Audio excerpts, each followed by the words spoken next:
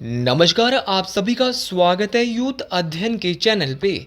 देखिए एक बार फिर से मैं आप सभी के बीच एस्पिटेट नवंबर 2025 के लिए जीके का पार्ट 10 लेके आ चुका हूँ। पार्ट 10 का जो पहला क्वेश्चन है कि बसोदन दर्रा हिमाचल प्रदेश के किस जिले में स्थित है। तो अगर बात की जाए बसोदन दर्रे की तो ये हिमाचल प्रदेश के चंबा जिले में स्थित है। ऑप्शन ए यहाँ से बिल्कुल सही हो जाएगा। अच्छा, बसोदन दर्रे की बात करें तो ये दर्रा चंबा और भटियात के बीच है, या चंबा को भटियात से जोड़ने वाले दर्रे का नाम क्या है, तो क्या बोलेंगे बसोदन दर्रा है, जो कि हिमाचल प्रदेश के चंबा जिले में स्थित है। अच्छा, चंबा में एक तो आपका बसोदन दर्रा है, लेकिन क्वेश्चन पूछने वाला क्वेश्चन पूछता है कि चंबा में और कौन कौन से पासेज है। तो चंबा की बात करें तो चंबा में है पादरी दर्रा। अगर बात करें पादरी दर्रे की तो ये चंबा को किसके साथ जोड़ता है, जम्मू के साथ जोड़ता है। तो सीधा क्वेश्चन पूछा जाता है कि चंबा को जम्मू के साथ जोड़ने वाले दर्रे का नाम क्या है। तो चंबा को जम्मू के साथ जोड़ने वाले दर्रे का नाम है पादरी दर्रा। उसी प्रकार क्वेश्चन पूछा जाता है साच पास, साच दर्रा। अगर साच दर्रे की बात करें तो ये चंबा को पांगी के साथ जोड़ता है। तो चंबा को पांगी के साथ जोड़ने वाला दर्रा कौन सा है, साच दर्रा। उसी प्रकार एक और है चंबा में दराटी। दराटी दर्रा भी किससे किसको जोड़ता है, तो दराटी दर्रा भी चंबा को पांगी के साथ जोड़ता है। इस बात को आपने याद रखना है। अगर आप भी एचपीटेट नवंबर की तैयारी कर रहे हो और आप भी नवंबर में अपना एचपीटेट क्वालिफाई करना चाहते हो तो जुड़िए हमारे साथ मात्र और मात्र 499 रुपये में। आप किसी भी स्ट्रीम की तैयारी कर रहे हो, आप जेबीटी टेट की तैयारी कर रहे हो और बहुत जल्द 1 सितंबर से नॉन मेडिकल टेट भी हमारा शुरू हो रहा है, और साथ में अगर आप टेट आर्ट्स की तैयारी कर रहे हो और मिडिल क्लास फैमिली से आते हो तो जुड़िए मात्र और मात्र 499 में। हम देंगे आपको 499 में लाइव प्लस रिकॉर्डेड क्लास है। रिकॉर्डेड मतलब कि आप हमारी क्लासेस को कभी भी और किसी भी समय देख सकते हैं। आप जुड़ सकते हैं 7876145409। आप इस नंबर पे कांटेक्ट कर सकते हैं। हम देंगे आपको फ्री हैंड रिटन नोट्स इन बैचेस के साथ, जिससे हज़ारों बच्चे अपने टेट परीक्षा को पहले भी क्वालिफाई कर चुके हैं। अच्छा, ये तो थी चंबा के कुछ दर्रे, चाहे बसोदन है, चाहे पादरी है, चाहे सांच है, चाहे दराटी है। लेकिन क्वेश्चन पूछने वाला क्वेश्चन बहुत बार ये भी पूछ लेता है कि अब हिमाचल प्रदेश का लाहौल स्पीति में बहुत सारे दर्रे, शिफ्टिंग दर्रा कहाँ पर है। तो शिफ्टिंग दर्रे की बात करें तो ये लाहौल को भरमौर के साथ जोड़ता है, बहुत इंपॉर्टेंट है। तो लाहौल को चंबा के भरमौर के साथ जो जोड़ने वाला दर्रा है वो कौन सा है, तो शिफ्टिंग दर्रा याद रखना। दुग्गी दर्रा, दुग्गी दर्रा भी लाहौल और भरमौर के मध्य है, ये भी आपको याद रखना है। तो शिफ्टिंग हो गया, दुग्गी हो गया, ये सारे दर्रे बहुत इंपॉर्टेंट है। अच्छा, ये भी आपको पता चल गए। लेकिन अगर सीधा क्वेश्चन परीक्षाओं में पूछा जाएगा कि आप ये बताइए कुंजुमला दर्रा कहाँ पर है, तो लाहौल को स्पीति से अलग करने वाला दर्रा है कुंजुमला। ये थोड़ा सा आपको याद रखना है कि आपका जो कुंजुमला दर्रा है वो कहाँ पर है। तो कुंजुमला दर्रा लाहौल को स्पीति से अलग करता है। और दूसरी बात आपको याद रखना है टेम्पोला, टेम्पोला कहाँ पर है, तो टेम्पोला दर्रा भी लाहौल और स्पीति के मध्य है, ये भी आपको याद रखना है। देखो, सारी बातें बहुत इंपॉर्टेंट है। आप जितना अच्छे से इनको याद रखोगे उतना बेहतर तरीके से आपको ये सारी चीज़ें याद होने वाली है। तो ये बहुत इंपॉर्टेंट क्वेश्चन है। चाहे आपका कुंजुमला है, ये भी लाहौल स्पीति के बीच में है। आपका टेम्पोला है, ये लाहौल और स्पीति के मध्य है।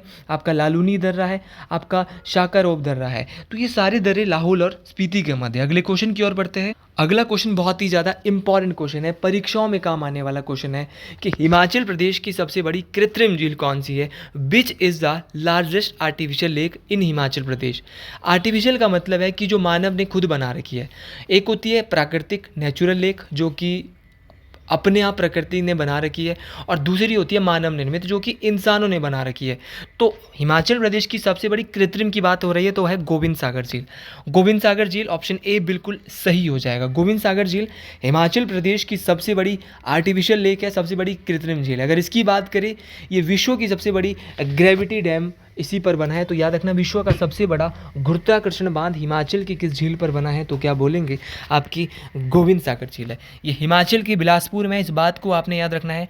ये हिमाचल की क्या है, सबसे बड़ी मानव निर्मित झील है। लेकिन क्वेश्चन पूछा जाएगा कि अगर आपको सबसे बड़ी मानव निर्मित पता है तो आप ये बताइए कि हिमाचल की सबसे बड़ी प्राकृतिक नेचुरल लेक कौन सी है। तो हिमाचल की सबसे बड़ी प्राकृतिक झील है रेणुका झील, जो कि हिमाचल के सिरमौर जिले में स्थित है। इस बात को आपने याद रखना है। अच्छा, क्वेश्चन ये पूछा जाता है परीक्षाओं में कि आप ये बताइए कि हिमाचल की वो कौन सी झील है जिसका आकार सोई हुई स्त्री की तरह है। तो याद रखना, सोती हुई स्त्री की तरह हिमाचल की किस झील का आकार है, तो याद रखना वो रेणुका झील का है। इस बात को भी आपने डिटेल से याद रखना है और बेहतर तरीके से याद रखना है। अब क्वेश्चन पूछने वाला क्वेश्चन आपसे ये भी पूछ सकता है कि आप ये बताइए कि ऑप्शन में जो आपकी पौंग झील दी है वो कहाँ पर है। अगर बात करें पौंग झील की तो ये हिमाचल प्रदेश की कांगड़ा में है और ये ब्यास नदी पर जो पौंग बांध है वहीं पर बनी है। अगर बात करें पौंग झील की तो इसे महाराणा प्रताप सागर झील भी कहा जाता है, इस बात को आपने याद रखना है। ये सारी बातें मोस्ट इंपॉर्टेंट है। पौंग के अलावा मणिमहेश झील, क्वेश्चन पूछने वाला क्वेश्चन आपसे ये भी जरूर पूछ सकता है कि मणिमहेश झील कहाँ पे है। ऑप्शन में जो भी दिया है आपको पता होना चाहिए, एलिमिनेट करना आपको आना चाहिए कि ऑप्शन का ये कहाँ पे है, ये कहाँ पे, तो आप आसानी से, अगर आपको कोई क्वेश्चन का आंसर आता भी नहीं है तो भी आ जाता है। तो नॉलेज होना बहुत ज़रूरी है। मणिमहेश झील अगर पूछा जाएगा तो मणिमहेश झील हिमाचल प्रदेश की चंबा में स्थित है, मोस्ट इंपॉर्टेंट है, जहाँ से आप लोग जानते हैं कि यहाँ पर प्रति वर्ष मणिमहेश यात्रा भी आयोजित की जाती है। अच्छा, मणिमहेश झील चंबा में है, चंबा में ही रिवाल्सर कहाँ पर है। अगर रिवाल्सर की बात करें तो रिवाल्सर झील आपकी कहाँ पर है, ये बहुत इंपॉर्टेंट है। रिवाल्सर झील है आपकी मंडी में, तो रिवाल्सर मंडी में है, मणिमहेश चंबा में है, पौंग आपकी कांगड़ा में है और गोविंद सागर बिलासपुर में। चारों ही ऑप्शन बहुत ही यूनिक और अलग अलग दिए हुए थे।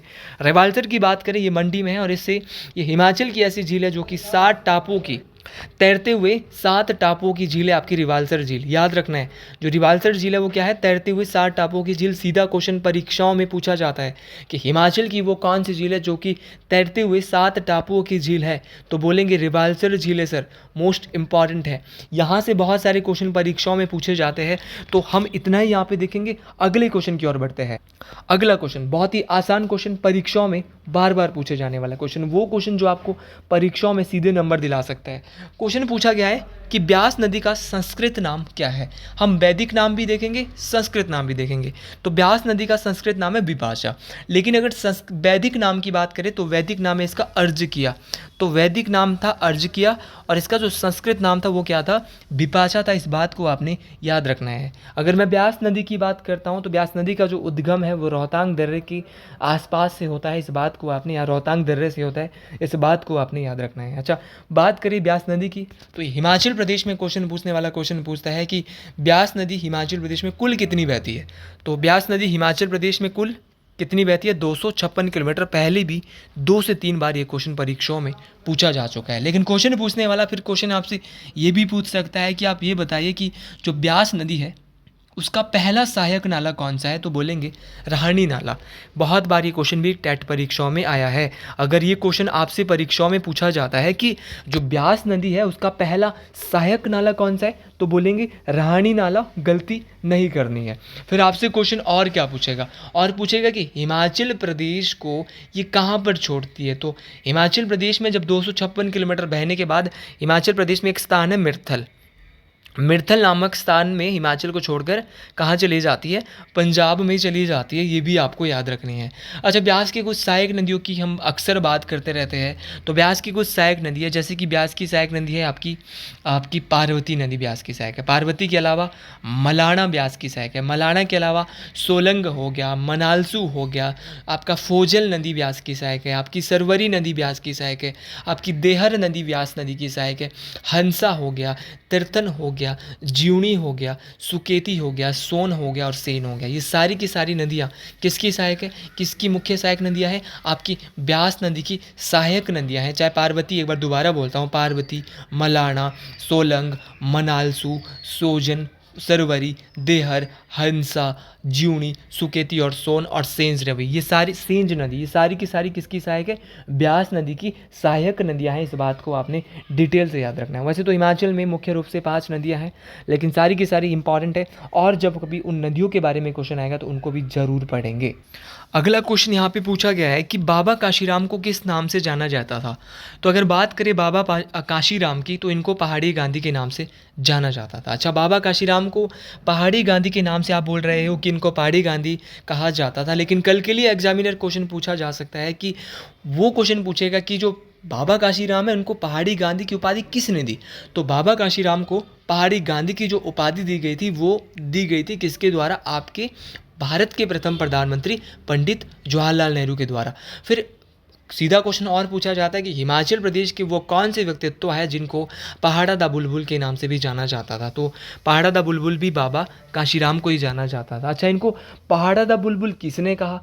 तो इनको पहाड़ा दा बुलबुल सरोजनी नायडू के द्वारा कहा गया। इस बात को आपने डिटेल से याद रखना, ये सारी चीज़ें मोस्ट इंपॉर्टेंट है। अच्छा, ये कहाँ से? तो ये कांगड़ा के डाडा सीबा से संबंध रखते थे, मोस्ट इंपॉर्टेंट थे। ये काले कपड़े ही पहनते थे, इसलिए इनको पहाड़ी गांधी कहा, इनको जो है वो पहाड़ा दा बुलबुल कहा गया। तो बहुत सारे नाम इनको दिए गए थे। उसी प्रकार अजान बाहु और छत्रपति, दो नाम है, एक नाम है अजान बाहु और दूसरा नाम है छत्रपति। अजान बाहु और छत्रपति के नाम से हिमाचल प्रदेश में राजा कहरी सिंह को जाना जाता था। ये बात भी आपने डिटेल से याद रखनी है। तो राजा कहरी सिंह को क्या बोलते थे? अजान बाहु और छत्रपति। इस बात को भी आपने डिटेल से याद रखना है। अच्छा, सीधा क्वेश्चन आपसे परीक्षाओं में क्या पूछा जाता है? उपनाम जो है वो सीधा क्वेश्चन ये पूछा जाता है कि आप ये बताइए कि हिमाचल प्रदेश में किस जगह को वैली ऑफ गॉड्स, देवताओं की भूमि कहा जाता है, देवताओं की घाटी कहा जाता है? तो कुल्लू घाटी को देवताओं की घाटी कहा जाता है। सीधा क्वेश्चन पूछा जाता है कि आपकी गुलमर्ग ऑफ हिमाचल किसको कहा जाता है? तो गुलमर्ग ऑफ हिमाचल कुफरी को कहा जाता है। सीधा क्वेश्चन ये भी आपको याद रखना है। क्वेश्चन पूछने वाला क्वेश्चन पूछता है कि एलोरा ऑफ हिमाचल किसको कहते हैं? तो मसरूर रॉकेट मंदिर, मसरूर रॉकेट मंदिर को क्या बोलते हैं? इसको बोलते हैं एलोरा ऑफ हिमाचल। फिर आपसे सीधा क्वेश्चन पूछा जाता है छत्रपति, सॉरी माफ़ी चाहूँगा, अजंता ऑफ हिमालयाज। तो अजंता ऑफ हिमालयाज जो है वो ताबो मठ, तो ताबो मठ को क्या बोलते हैं? अजंता ऑफ हिमालयाज बोलते हैं। मिनी स्विट्जरलैंड तो आपको पता है किसको बोलते हैं? खजियार झील जो है, जहाँ पे खजियार झील है वहीं को, उसी को जो है मिनी स्विट्जरलैंड बोलते हैं। ये सारी बातें मोस्ट इंपॉर्टेंट है। यहाँ से ना जितने मर्जी क्वेश्चन आपसे पूछे जाएंगे, गलती नहीं करनी है आपने। अगर आपसे जैसा मर्जी क्वेश्चन पूछा जा रहा है, आप बिल्कुल भी गलत ना करें। अगर आप गलती करोगे तो आपको फिर दिक्कत आने वाली है। जैसे कि हिमाचल प्रदेश में किसको कविराज की उपाधि या कविराज के नाम से जाना जाता है? तो कविराज के नाम से पंडित पद्मदेव। ये नंबर बनाने वाले टॉपिक है, देखो सीधी सीधी बात है। तो पंडित पद्मदेव को कविराज कहा जाता है। उसी प्रकार आपका बहुत बार सीधा क्वेश्चन पूछा जाता है कि आपका शेर ए हिंद के नाम से हिमाचल में किसको बोलते हैं? तो शेर ए हिंद हिमाचल में श्री हरि सिंह को बोला जाता है। ये भी आपको डिटेल से याद रखना है, ये भी मोस्ट इंपॉर्टेंट बात है, परीक्षाओं में काम आने वाली बात है।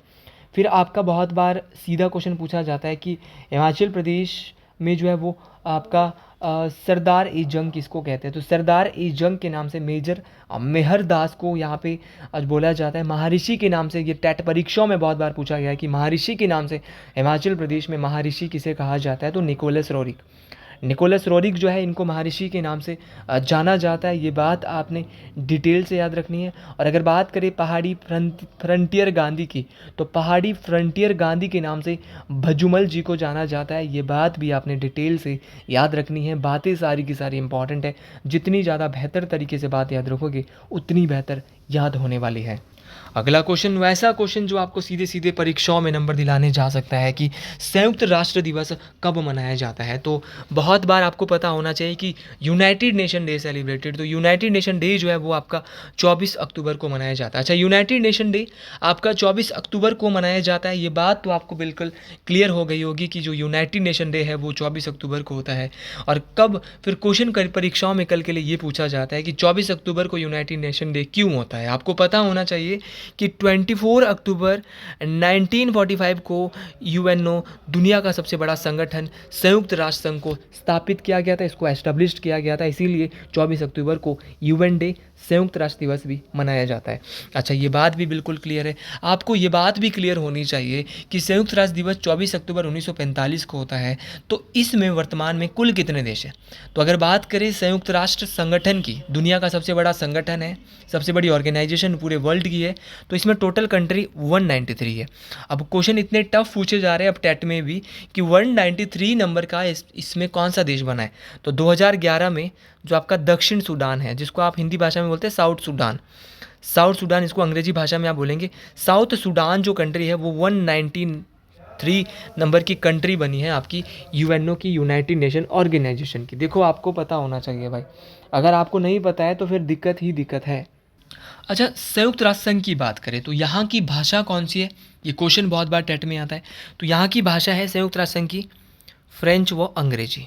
तो फ्रेंच व अंग्रेजी जो है संयुक्त राष्ट्र संघ की भाषा है, ये भी आपको याद रखना है, जो मुख्य रूप से वहाँ पे बोली जाती है।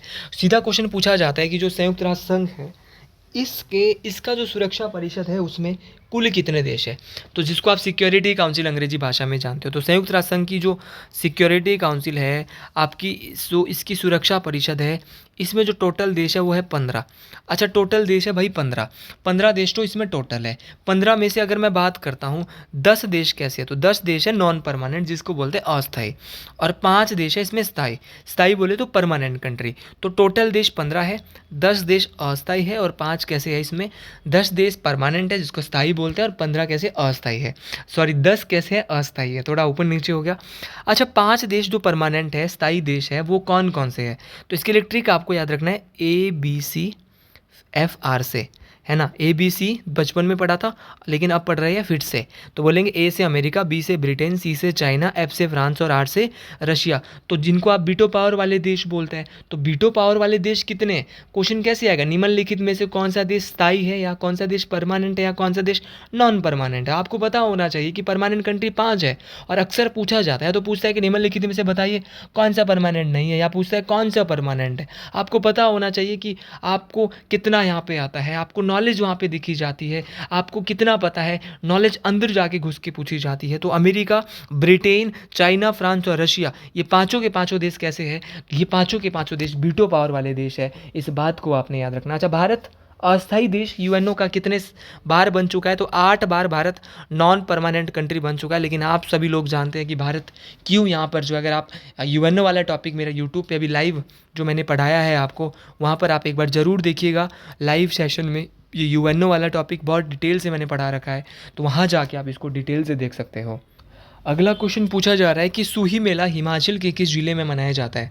अगर बात करें सूही मेले की, तो सूही मेला हिमाचल प्रदेश के चंबा ज़िले में मनाया जाता है। अच्छा, ये चंबा में मनाया जाता है, फिर क्वेश्चन आपसे पूछा जाता है कि ये तो चंबा में मनाया जाता है, लेकिन आप ये बताइए कि किस माह में मनाया जाता है। तो चंबा में जो सूही मेला है वो अप्रैल में मनाया जाता है।